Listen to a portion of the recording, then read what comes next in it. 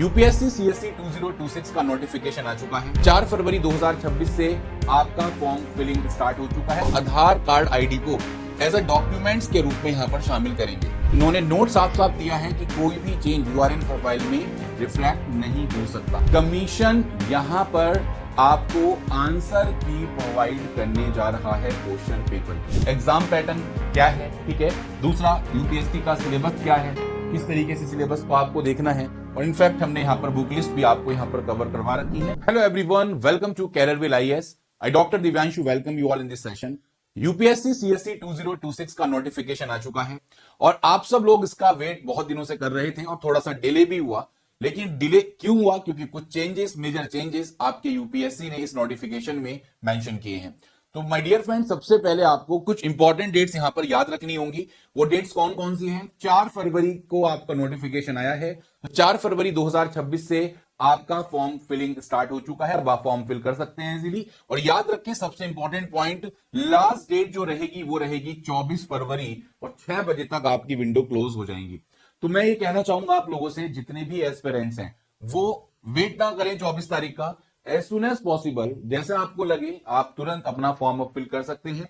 जो भी आपको डाउट्स वगैरह है उसके लिए यूपीएससी ने अपना नंबर भी दिया है, वो सब मैं आपके साथ डिस्कस करूंगा।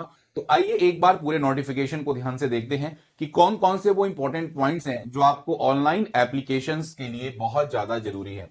सबसे पहले अगर मैं आपको यहां पर बताना चाहूं तो इस एप्लीकेशन में, इस पर्टिकुलर नोटिफिकेशन में, जो ऑनलाइन एप्लीकेशन पोर्टल है आप लोगों का, इसकी सबसे पहले तो आप वेबसाइट याद रखेंगे। जो वेबसाइट है वो है यूपीएससी ऑनलाइन nic.in आपको देखने को मिलेगी, ठीक है।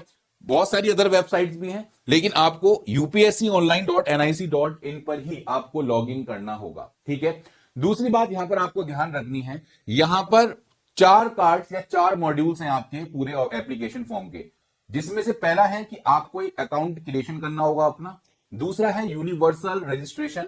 तीसरा है कॉमन एप्लीकेशन फॉर्म, ठीक है। ये आप लोगों का जितने भी एग्जामिनेशन एप्लीकेशन है उन सभी के लिए कॉमन रहेगा और आप इसको कभी भी भर सकते हैं एनी टाइम, ठीक है। लेकिन जो 4th कार्ड मॉड्यूल है वो आपका एग्जामिनेशन स्पेसिफिक है और वो तभी फिल किया जा सकता है जब आपको टाइम पीरियड की बात यहां पर कर रहे हैं कि जब आपको नोटिफिकेशन ऑफ एग्जामिनेशन में उस चीज को अलाउ किया जाएगा, ठीक है।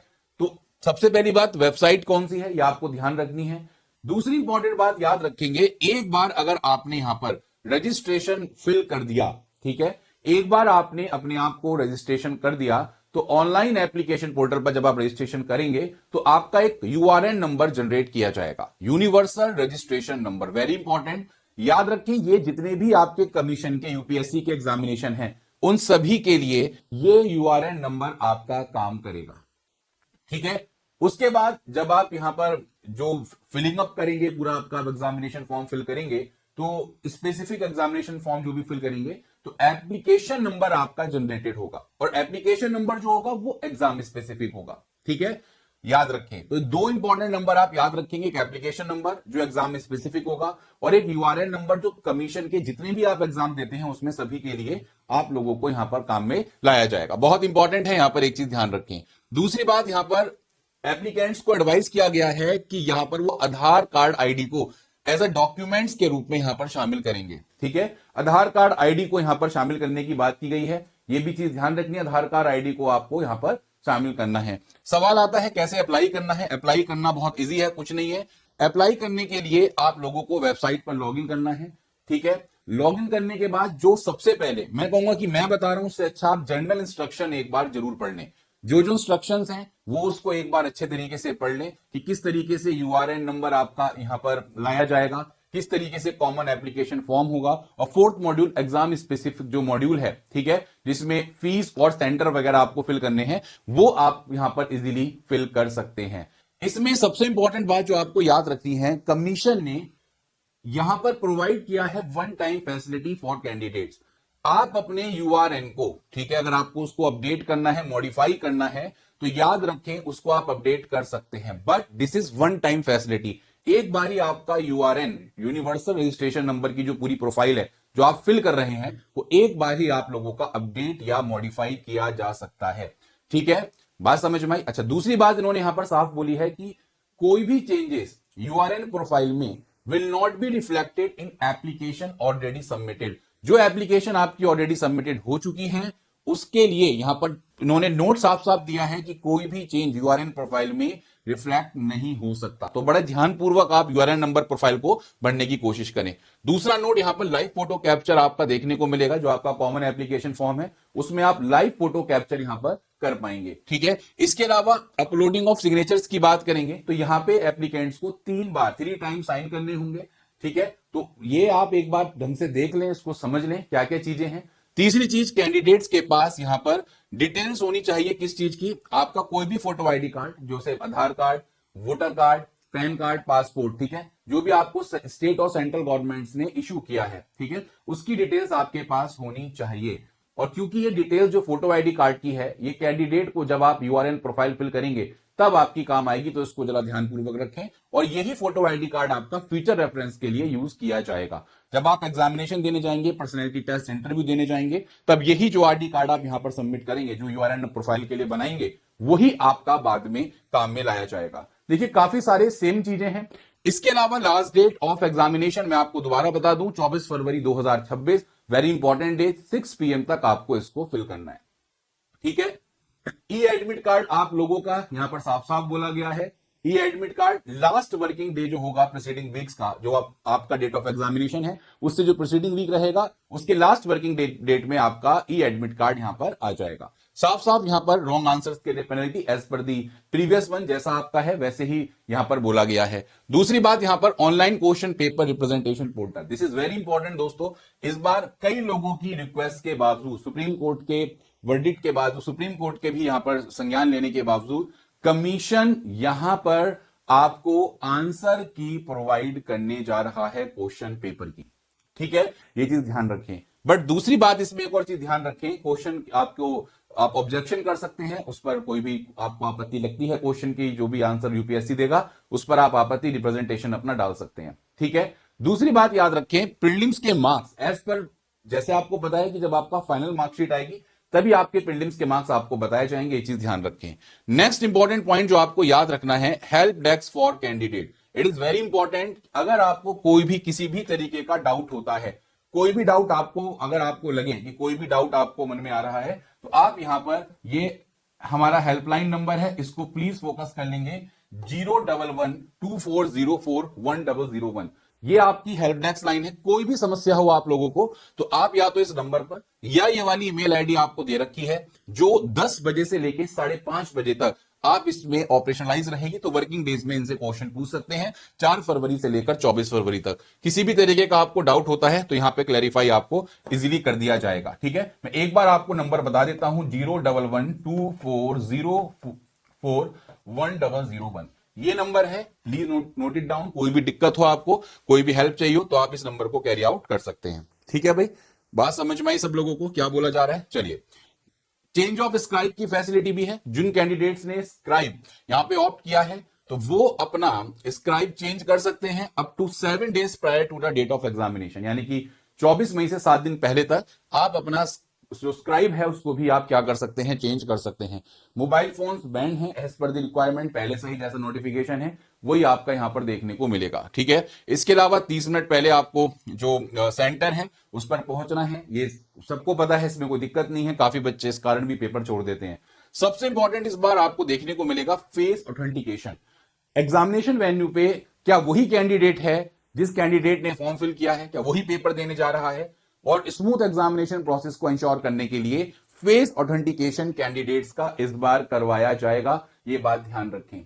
ठीक है, वेरी इंपॉर्टेंट लाइन। बाकी दोस्तों एज इट इज अगर हम बात करते हैं तो सेम है, प्रीलिम्स का, मेंस का, आपका इंटरव्यू का, सबका सेम पैटर्न है। ऑप्शनल पेपर भी आपके वही हैं, तो इसमें एज सच कोई दिक्कत आपको देखने को नहीं मिलेगी। ठीक है, वहीं पर इस बार इस नोटिफिकेशन में एक और इंपॉर्टेंट बात यहां पर बोली है, सबसे important, total number of vacancies कितनी है। दोस्तों याद रखिए, इस बार जो वैकेंसी यूपीएससी ने निकाली है दैट इज 933, और ये अपने आप में अच्छी खासी वैकेंसीज हैं। अर्लियर भी 100 की 700 के अप्रॉक्स भी वैकेंसीज निकाली गई हैं, तो 933 वैकेंसी अच्छी वैकेंसी है। और इस बार यू हैव फेयर चांस कि आप इजीली यहां पर अपने आप को रख सकते हैं और अच्छे तरीके से चीजें यहां पर कर सकते हैं। ठीक है, और एज इट इज बाकी सेम पैटर्न आपको देखने को रहेगा।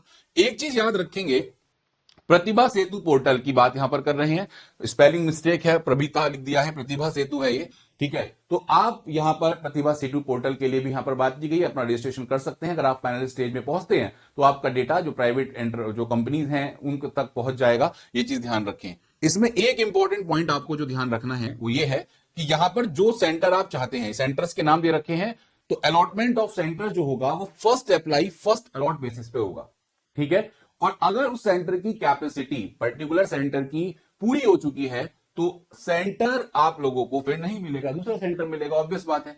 दूसरी बात याद रखें कि जो पीडब्ल्यूबीडी कैंडिडेट हैं, ठीक है, वो आप लोगों का उनके लिए ऑप्शन है कि जो वो सेंटर की चॉइस करेंगे वो उनको डिजायर सेंटर यहां पर मिल जाएगा, वो ऑलरेडी मिलना भी चाहिए, इसमें कोई बड़ी बात नहीं है।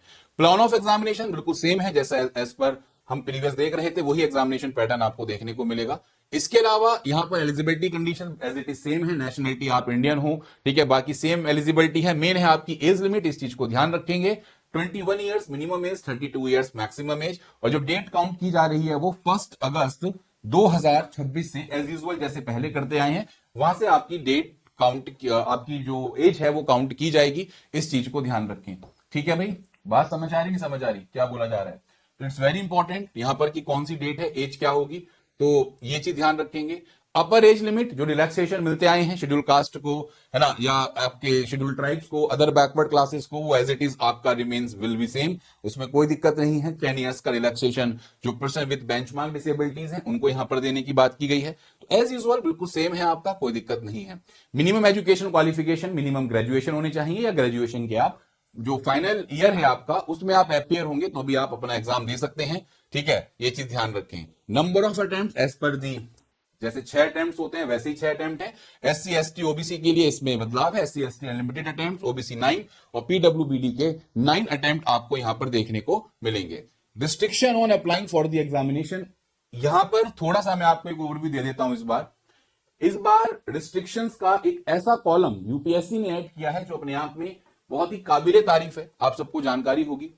अब आपको बताना चाहूंगा, कोई पर्सन, जैसे पहले क्या था, सेम रूल थे, कुछ रूल सेम है कुछ चेंज है। जैसे अगर कोई आईएएस और आईएफएस है, इंडियन एडमिनिस्ट्रेटिव सर्विस और इंडियन फॉरेन सर्विस उसे मिल गई है, तो वो क्या दोबारा एग्जाम दे सकता है 2026 का? नहीं दे सकता। अगर आप एक बार आईएएस आईएफएस बन गए तो आप दोबारा एग्जाम नहीं दे सकते, ये चीज ध्यान रखिएगा, आप दोबारा एग्जाम में अपियर नहीं होंगे, एक बार बन गए तो बन गए। वहीं पर जो आईपीएस हैं या ग्रुप ए सर्विसेज जो होती हैं हमारी, अगर आप उसमें सिलेक्ट होते हैं, ठीक है, तो आपको नेक्स्ट ईयर यानी कि 2027 में एक बार चांस मिलेगा कि आप वहां पर दोबारा से अपनी रैंक सुधार सकते हैं, ठीक है। अगर कोई आईपीएस या ग्रुप ए सर्विसेज मिल रही है तो हो सकता है आप अपनी 2027 में रैंक सुधार लें। मान लिया आप आईपीएस हैं और आपको सेम आईपीएस की पोस्ट मिल गई, तो 2026 में जो आईपीएस मिला वो आपका वैलिडेट किया जाएगा। तो इस तरीके के कुछ प्रोविजंस हैं कि आप यहां पर जो सिलेक्टेड कैंडिडेट्स हैं उनको रोका जा रहा है कि आप अपने जो बाकी अटेम्प्ट्स हैं उसमें सीट्स खराब ना करें, क्योंकि बहुत यूपीएससी का भी इसमें जब आप ट्रेनिंग पे जाते हैं, ये बार बार ट्रेनिंग पे जा रहे हैं, बार बार ये कर रहे हैं, है ना, फिर रिजर्व लिस्ट में से चीजें निकालनी पड़ती हैं, तो it will typical for the UPSC. तो दैट्स व्हाई अब ये रिस्ट्रिक्शंस यहां पर लगाए गए हैं, और ये हमारे जो न्यू स्टूडेंट्स हैं इनके लिए बहुत फेयर चांसेस हैं। लगभग 100-150 बच्चे ऐसे होते हैं जो पुरानी सर्विसेज के होते हैं, अपनी रैंक सुधारने के लिए वो एग्जाम को देते हैं। वो ऑलरेडी आपको पता होगा, वो सुपर माइंड बच्चे होते हैं, ऑलरेडी सिलेक्टेड है, दे हैव गुड कॉन्फिडेंस, उनको सब पता है, तो वो सिलेक्शन भी उनका इजीली यहां पर हो जाता है, ठीक है। तो रिस्ट्रिक्शंस की बात यहां पर की है। इसके अलावा एज यूजुअल बाकी सारी चीज सेम है, वो सब आपका मेडिकल और फिटनेस आपकी सेम है। तो बस मैं आपसे बोलना चाहूंगा कि सबसे पहले बहुत अच्छे तरीके से, मैं बार बार बोल रहा हूं, लास्ट डेट का ध्यान रखें, एक बार खुद से भी पूरा इंस्ट्रक्शन ढंग से पढ़ें, क्या क्या लिखा गया है। कोई भी आपको डाउट है तो आप हमसे पूछ सकते हैं, और कोशिश करेंगे कि हम आपको एक लाइव वीडियो दिखा दें कि किस तरीके से फॉर्म को फिल किया जाएगा, ये चीज ध्यान रखें। बाकी दोस्तों, हमारे चैनल पर आपको कंप्लीट जो कि नोटिफिकेशन का पार्ट है, एग्जाम पैटर्न क्या है, ठीक है, दूसरा यूपीएससी का सिलेबस क्या है, किस तरीके से सिलेबस को आपको देखना है, और इनफैक्ट हमने यहाँ पर बुक लिस्ट भी आपको यहाँ पर कवर करवा रखी है, तो आप ये पूरा एक बार अच्छे तरीके से देख सकते हैं। कोई बच्चा न्यू है और वो नए तरीके से पूरा देखना चाहता है कि किस तरीके से आपका पैटर्न होता है, किस तरीके से आपका सिलेबस होता है, आपकी बुक लिस्ट क्या है, तो आप यहां पर वो देख सकते हैं। तो I hope these points are clear to you guys. तो बिल्कुल देरी नहीं करनी, डेट्स याद रखें, अभी फॉर्म फिल करना स्टार्ट कर दें, ठीक है। और यूआरएन नंबर सही तरीके से आप फिल करें, प्रॉपर तरीके से चीजें फिल करने की कोशिश करें, ठीक है। बिल्कुल जल्दबाजी ना करें, आराम आराम से इजीली आप करने की कोशिश करें। जो आपके फोटो हैं, सिग्नेचर है, उसका ध्यान रखें। फोटो कोशिश करें वही फोटो का अपीयरेंस आप रखें अपना, जो आप इंटरव्यू वगैरह में या जब आप प्रीलिम्स एग्जामिनेशन, मेंस एग्जामिनेशन देने जाएंगे, वही फोटो आपका उसी तरीके का हो, जिससे किसी भी तरीके का कंफ्यूजन होने का स्कोप ना बना रहे। ठीक है साथियों, तो आप सभी लोगों को ऑल दी बेस्ट, और मैं उम्मीद करूंगा कि आप फॉर्म फिल करें। कोई भी डाउट हो तो आप कमेंट सेक्शन में मुझसे पूछ सकते हैं, हम आपका रिप्लाई वहां पर कर देंगे। धन्यवाद, thank you so much, and may God bless you all. Thank you.